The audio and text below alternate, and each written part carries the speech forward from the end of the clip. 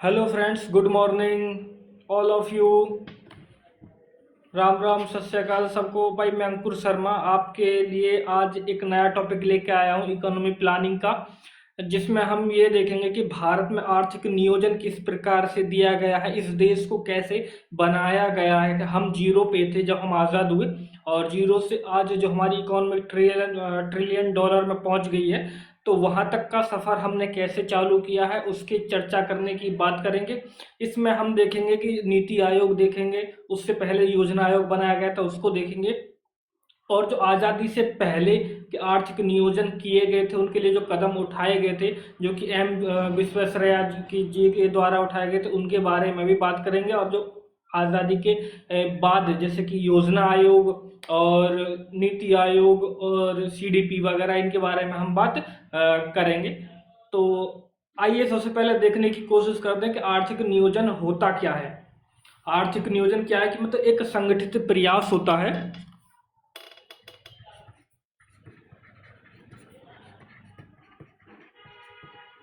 एक संगठित प्रयास किसका, राज्य का, मतलब स्टेट का। स्टेट का मतलब यहाँ राज्य, यूपी बिहार वैसे नहीं, स्टेट का मतलब यहाँ नेशन से है, द्वारा एक निश्चित समय अवधि तय कर ली जाती है। और उस निश्चित समय अवधि में एक निश्चित विकास के लिए एक रोड मैप तैयार किया जाएगा। जैसे कि पंचवर्षीय योजना के अंतर्गत अगर हम देखें तो अगले 5 साल तक के लिए एक रोड मैप तैयार कर लिया जाता था कि भाई इस पंचवर्षीय योजना में हम इकोनॉमिक ग्रोथ को इतना इतना करके रहेंगे, और हमारा जो मेन फोकस होगा वो इन इन चीज़ों पे रहेगा। वो चीज़ें उसको मेंशन कर दी जाती थी, उसको एक थीम दे दी जाती थी कि हम अगले 5 साल इस थीम पर कार्य करेंगे और इस क्षेत्र को उभारने की फुल भरसक कोशिश करेंगे। तो मतलब इकोनॉमिक प्लानिंग का कि एक संगठित प्रयास है, आर्थिक प्रयास है किसका, राज्य द्वारा एक निश्चित समय अवधि तय कर ली जाती है और निश्चित आर्थिक विकास के लिए, निश्चित आर्थिक विकास के लिए।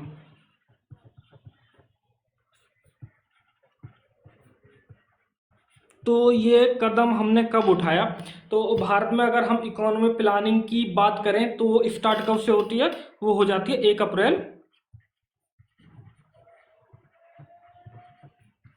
1951 से ये चालू हो जाती है। अगर हम बात करें इकोनॉमी प्लानिंग की, मतलब आर्थिक नियोजन की, तो ये किसका है, ये कॉन्करेंट लिस्ट का सब्जेक्ट है।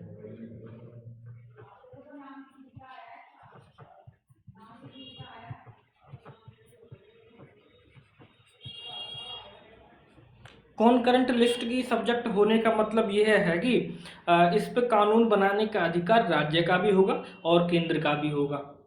ठीक है, कॉन्करेंट समवर्ती सूची जो कि संविधान में दी गई है, तो उस सूची के अंतर्गत ये कौन सी सूची में आता है, समवर्ती सूची में आता है। अगर भारत में आर्थिक नियोजन में जन योजना के प्रारूप की बात करें तो 1945 में एम एन रॉय के द्वारा दिया गया था। ये आपका एसएससी वन लाइनर में पूछा जा चुका है, शायद एसएससी जीडी का क्वेश्चन रहा है, तो नोट करके लिख लेंगे।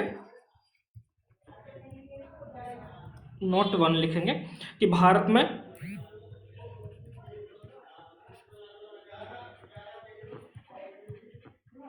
इकोनॉमिक प्लानिंग में जन योजना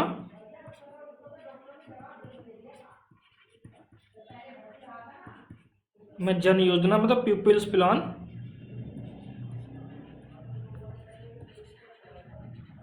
का प्रारूप किसने किया था, तो ये है एम एन रॉय 1945 में। क्लियर। भारत में इकोनॉमिक प्लानिंग का हम बैकग्राउंड अगर देखने की बात करें,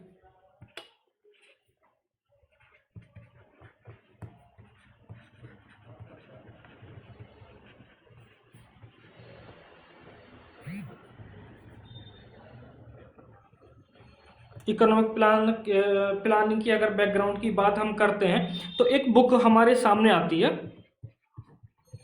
उस बुक का नाम क्या है, प्लान्ड इकोनॉमी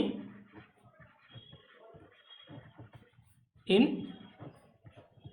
इंडिया।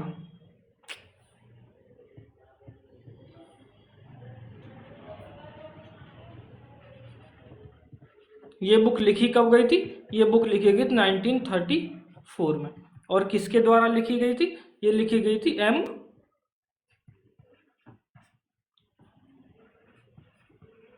विश्वेश्वरैया जी के द्वारा।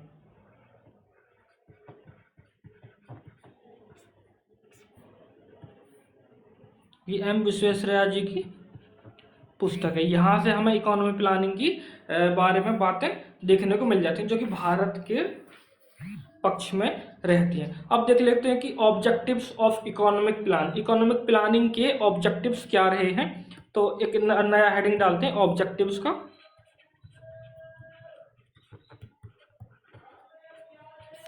अगर हम ऑब्जेक्टिव्स की बात करें इकोनॉमिक प्लानिंग का, तो सबसे पहले देखते हैं कि भाई इकोनॉमिक ग्रोथ किसी भी देश में, हम भारत की चर्चा करें तो हम भारत के पक्ष में ही कहेंगे, तो कि भारत में इकोनॉमिक ग्रोथ को सुनिश्चित करना,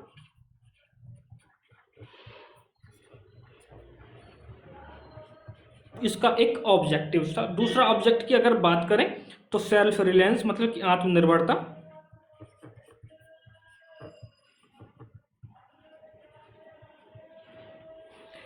तीसरा क्या है कि भाई पूर्ण रूप से रोजगार देना, फुल एम्प्लॉयमेंट देना।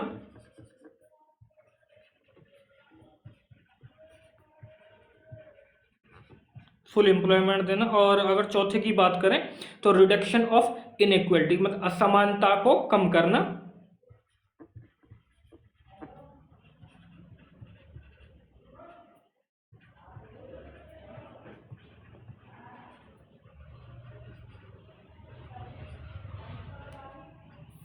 फिफ्थ नंबर पर अगर हम लिखें रिमूवल ऑफ पॉवर्टी, गरीबी को कम करना।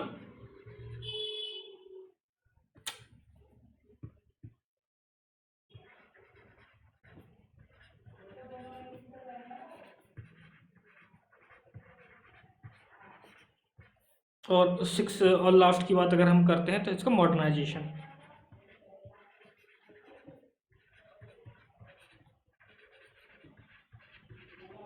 मॉडर्नाइजेशन ये इसके ऑब्जेक्टिव्स रहे हैं। भारत में नियोजन की अगर बात करें तो हम देखते हैं कि भारत में नियोजन हम दो पहलुओं में देखने की कोशिश करेंगे, जो कि स्वतंत्रता से पहले और स्वतंत्रता के बाद। हमारे एग्जाम में ये कई बार क्या कि ईयर से मैच करने के लिए मैच करने के लिए दे दिए जाते हैं, मतलब कि चार योजनाएं दे दी जाएंगे, चार प्लान दे दिए जाएंगे और उसके सामने ईयर लिख दिए जाएंगे कि कौन सा इसमें सुमेलित है और कौन सा इसमें सुमेलित नहीं है, या चारों को मिलाने का दे दिया जाएगा कि पहला ए से है और बी जो है वो 3 से मिल रहा है, ऐसे करके दे दी जाएंगे। इसकी भी हम आपको प्रैक्टिस करा देंगे आगे चल के। पहले हम सिलेबस की तरफ आगे बढ़ते रहते हैं, जैसे जैसे अगर हमको टाइम मिलता रहेगा हम बीच बीच में आपको सारा कुछ डेटा आपको प्रोवाइड कराते रहेंगे। भारत में भारतीय नियोजन की बात कर लेते हैं।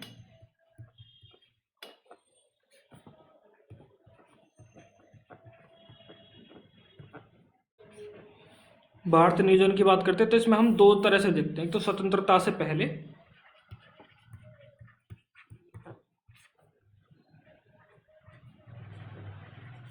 और स्वतंत्रता के पश्चात।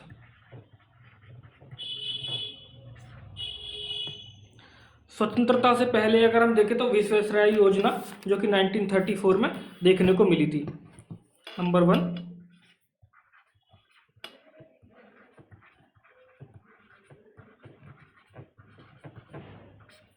विश्वेश्वरैया योजना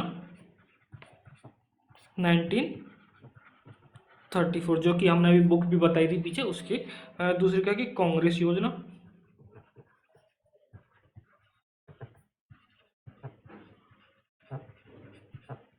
1938। हमारे एग्जाम के पॉइंट ऑफ व्यू से इतना ही इम्पोर्टेंट है, हमको इसमें ज़्यादा रिसर्च नहीं करनी है। बॉम्बे प्लान, बॉम्बे योजना 1943। गांधीवादी योजना, गांधीयन प्लान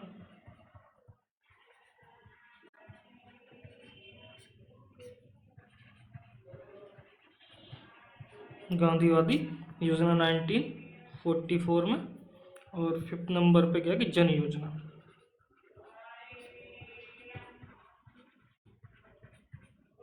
जन योजना का ईयर है 1945। 1947 में हमारा देश आज़ाद हो जाता है, सबको पता है। उसके बाद पहली जो स्कीम चलाई जाती है, वो पहला जो योजना बनाई जाती है वो कि सर्वोदय योजना। सर्वोदय मतलब कि सबका उदय करने के लिए। कितना? 1950 में। उसके बाद आ जाता है योजना आयोग, प्लानिंग कमीशन।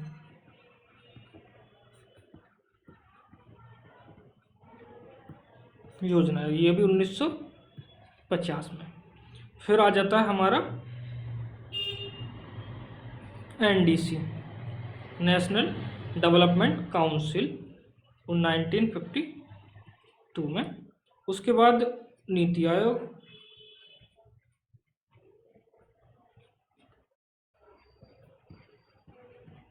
नीति आयोग को हमको सब पता है कि 2015 में ये आया था। और 5 में कि भारत विजन 2020।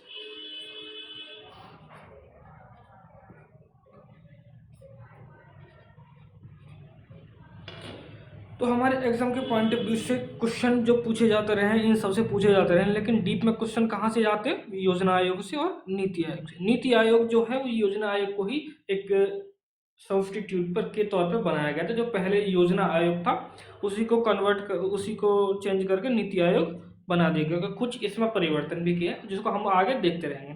तो चलते हैं नेक्स्ट टॉपिक की तरफ। योजना आयोग, प्लानिंग कमीशन की बात हम कर लेते हैं।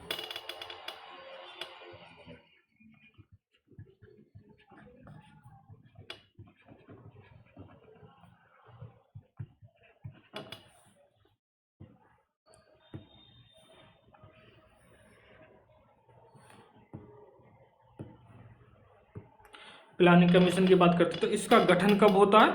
इसका गठन हो जाता है 15 मार्च 1950 को। ये क्या है भैया? नॉन कॉन्स्टिट्यूशनल ऑर्गेनाइजेशन, गैर संवैधानिक संस्था है।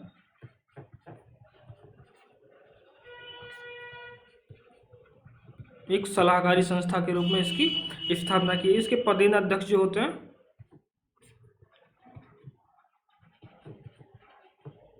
पदेन अध्यक्ष जो होते हैं वो पीएम होते हैं। और प्रथम अध्यक्ष कौन थे इसके?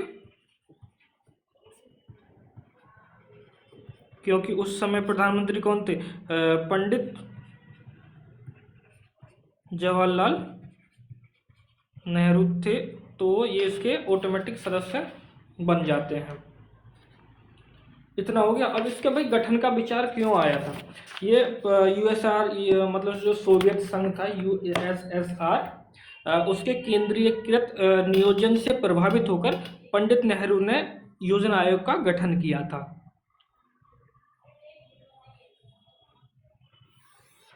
पंडित नेहरू ने किससे किया था? यूएसएसआर के केंद्रीकृत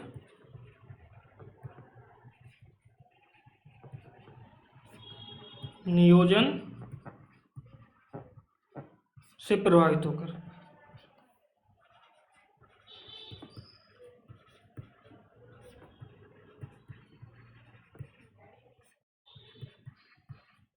इनका गठन किया गया था। एक और इम्पोर्टेंट फैक्ट है कि इसको अशोक चंद्रा ने, किसको? प्लानिंग कमीशन को क्या बोला है? इकोनॉमिक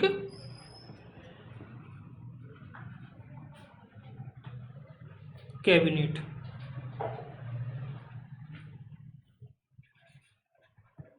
जो अशोक चंद्रा हैं, इन्होंने प्लानिंग कमीशन को कहा है कि भाई ये एक इकोनॉमिक कैबिनेट है। इतना हो जाता है। ये रहती है 15 अगस्त 2014 तक। 15 अगस्त 2014 के में प्लानिंग कमीशन के स्थान पर नीति आयोग के गठन की घोषणा की गई थी, जो कि 15 अगस्त कही गई थी। तो लेकिन अगर इसको कोई सी सवाल आए कि इसका प्रभावी नीति आयोग प्रभाव में कब आया, तो नीति आयोग प्रभाव में आता 1 जनवरी 2015 से प्रभावी में आया था। तो प्लानिंग कमीशन के बारे में इतना हमने देख लिया।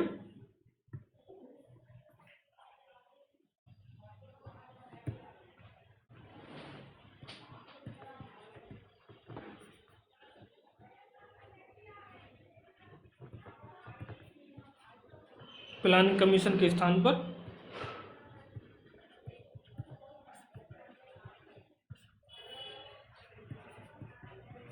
नीति आयोग के गठन की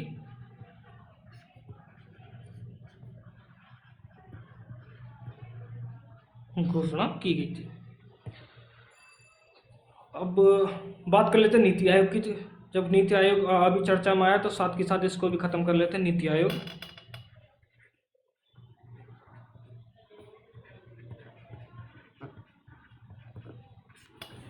नीति आयोग के बारे में बात करते हैं।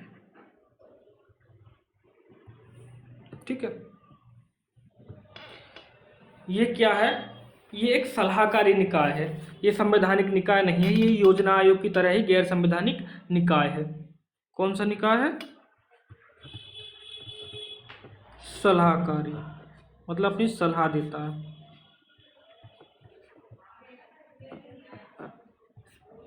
सलाहकारी निकाय है। कई बार एग्जाम में पूछ लिया जाता है कि नीति आयोग संवैधानिक निकाय है। इसके पदेन अध्यक्ष कौन होते हैं? पदेन अध्यक्ष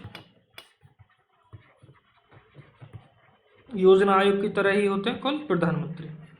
तो अभी इसके अगर पदेन अध्यक्ष की बात करें तो नरेंद्र मोदी जी हैं, और इसके सीईओ की बात करें तो वो कौन है? अभी BVR सुब्रमण्यम है।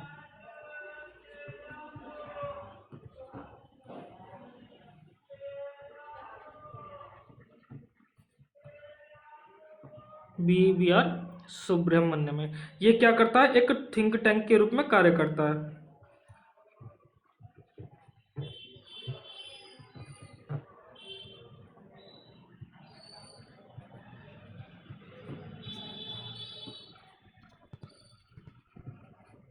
थिंक टैंक के रूप में कैसे कार्य करता है भाई? ये एक तो 15 ईयर्स का दीर्घकालिक दृष्टिकोण रखता है, मतलब लॉन्ग टर्म अप्रोच की बात करता है।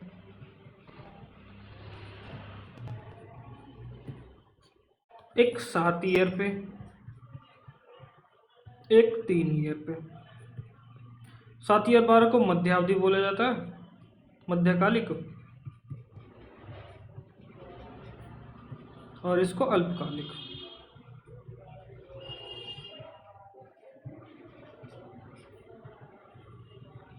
ये थिंक टैंक के रूप में कार्य करता है इस रूप में। ये अगर इसकी बात करें तो ये काम करता है बॉटम टू टॉप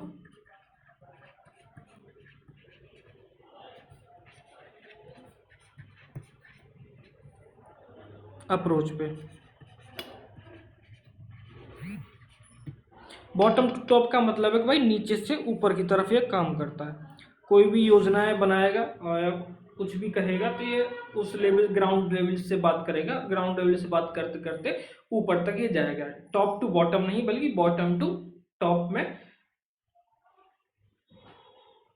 अप्रोच पे कार्य करता है। नीति आयोग और योजना आयोग में एक मेन डिफरेंस यही है कि योजना आयोग जो था वो टॉप टू बॉटम अप्रोच पे वर्क केवल था, और नीति आयोग जो है वो बॉटम टू टॉप अप्रोच पे वर्क करता है। ठीक है, अब इसके साथ हम देख लेते हैं 5 ईयर प्लान। जैसे कि मैंने बताया कि 5 ईयर प्लान क्या थे।